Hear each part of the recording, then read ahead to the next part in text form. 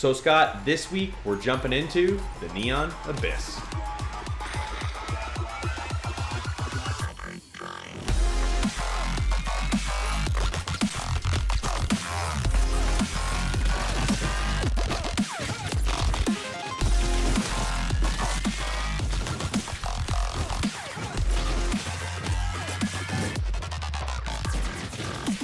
If you're enjoying these videos, make sure you head over to our YouTube at Inside the Game and hit that subscribe button, and make sure you hit that notification bell so you don't miss any of our upcoming videos.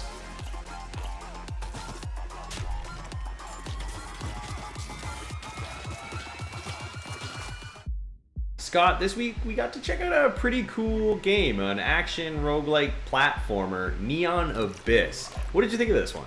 Yeah, this one's kind of similar to a few that I've played in the past. Not related to the show, but it's a lot like Binding of Isaac, where you go through a bunch of levels that are randomly generated. When you die, everything gets reset, and you can pick up a bunch of different items to change your character through the play. And that's where it really gets mixed up. What was your first impression of this one?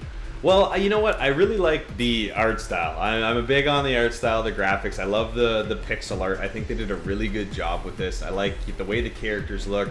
The environment itself, it really does fit this Neon Abyss, right? It's kind of like this dingy nightclub, underground kind of vibe that you get while you're playing this. And they really bring it out in the way this one looks. But when you first get into it, I like the way the kind of the hub world's laid out for you. It's very kind of basic, but at the same time kind of intricate in its own way. It's very easy to find where you can change your difficulty levels for the game. It's kind of just mounted up on the wall. There's a bar area where you can do some upgrading as you kind of go through this game. We'll kind of touch on that a little bit later. There's a dance floor, which I was kind of surprised to see. You can kind of bust a move out there if you really want to. There's a quick little character selection area, and then there's and the next area I thought was kind of cool. So when you get into this and you start playing through these dungeons, when you die, you have to restart. But the neat thing is every run you do gets a specific kind of, key code that you can input to jump back in and do that run over again. But what we were talking about, Scott, is that there's actually kind of a downside to this cool little mechanic. Yeah, unfortunately, when you take a friend's seed code to their world and you activate it in your world, it turns off achievements and unlockables, and I'm not sure exactly why they would want to do that, because other than the memory game, I guess, of going through something again, I guess it's some sort of exploit that people might use to cheese the achievements, I guess. But that's just the downside. There's a lot of cool things you can do in that hub world. We've seen bars before already, but it's cool that you can change your character as well. Mm-hmm. There's a lot of different characters that you unlock in different ways throughout the game. One is by spending those tokens at the bar.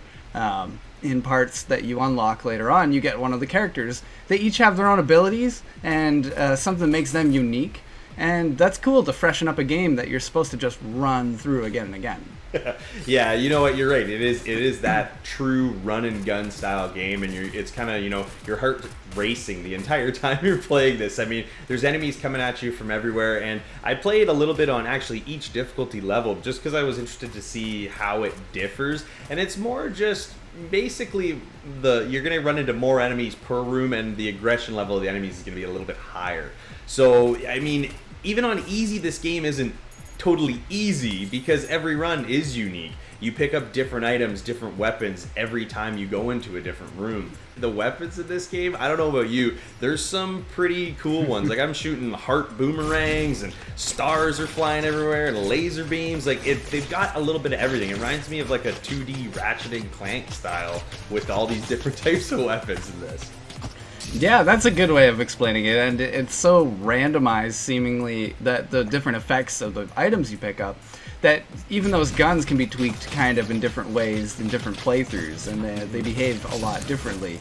I didn't really have a hard time with the difficulty, personally, until the very, very last fight in the first round of things. I know that sounds kind of confusing, but you're supposed to go through 5 different levels. And then on the 5th one, you face a kind of overboss, and that overboss presents quite a difficult challenge because it doesn't seem to matter what pieces you get, what items you equip.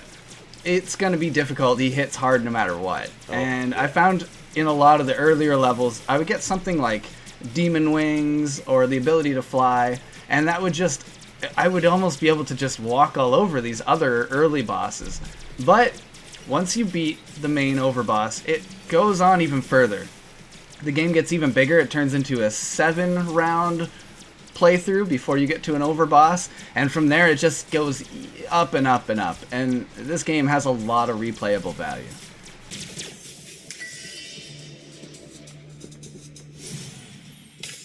So the thing with Neon Abyss is that it's kind of similar to a lot of the games in the genre. It's very much similar to Binding of Isaac by name, and that one has a very specific theme in mind. This one also has a very specific theme in mind. It's quite different with the neon colors and the kind of degraded society cyber look to it. Yeah. And the chibi characters was really quite unique, but there's a lot of these similarities where you can kind of, spend some health to get more powerful.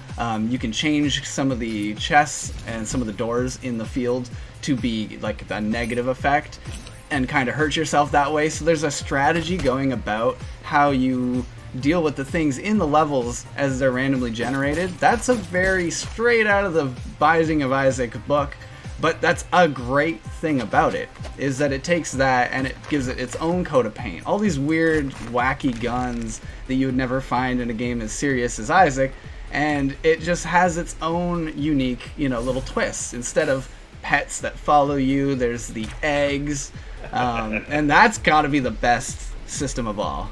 It's, it's so cool. Like you said, there's these eggs you pick up as you go through these dungeon levels, and they kind of just float behind you for a period of time. As you defeat enemies, you kind of gain this experience that unlocks them. Well, the ability to unlock them, because sometimes you fail to hatch something. It does not always get something out of the egg, but if you do, it tends to be a little sidekick or some sort of item that will follow you and aid you in some sort of way. And there's so many different little characters, and they level up as you go through. So, at one point, Scott, I think I had 7 or 8 behind me, and I've seen people with, 9, 10, 11. It's just a whole tale of these things, and, they're all hatched, and there's all different kinds. There's a bunch I probably haven't even seen yet, and I feel like I've seen a bunch already. So there are all these unique little characters that kind of just help you as you go through. Some of them will give you shields, some of them will block bullets, some of them will just attack enemies. I kind of thought it was funny because I got this little Donald Trump one, or Donald Trump looking one, and he's called the Grabber, and he picks up all the money. If you go buy money, he'll grab it all, and it's just stuff like that. You know what I mean? It makes it so, it's just that humor that kind of brings it out, but at the same time, this is a serious game. The action is intense, and it doesn't stop when you go from room to room. You'll get those checkpoint rooms that give you a little bit of a breather, but when you enter a room, you don't know exactly what's going to spawn or what you're going to run into. So you're just hoping that, your sidekicks you got and the weapons you have and the items you have are going to be what's going to carry you onto those boss levels and beyond. But man, this one's a grind. This one's a grind.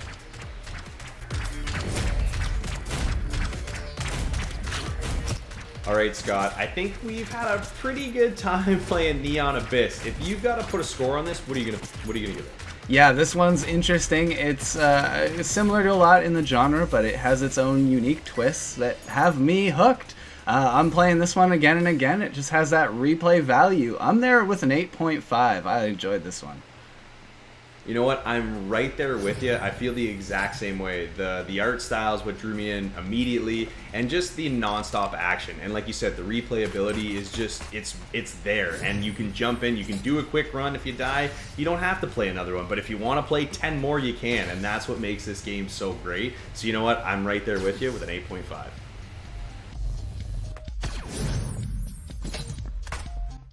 With countless weapon and item combinations and randomly generated dungeons, you'll find yourself wanting to jump back into the abyss.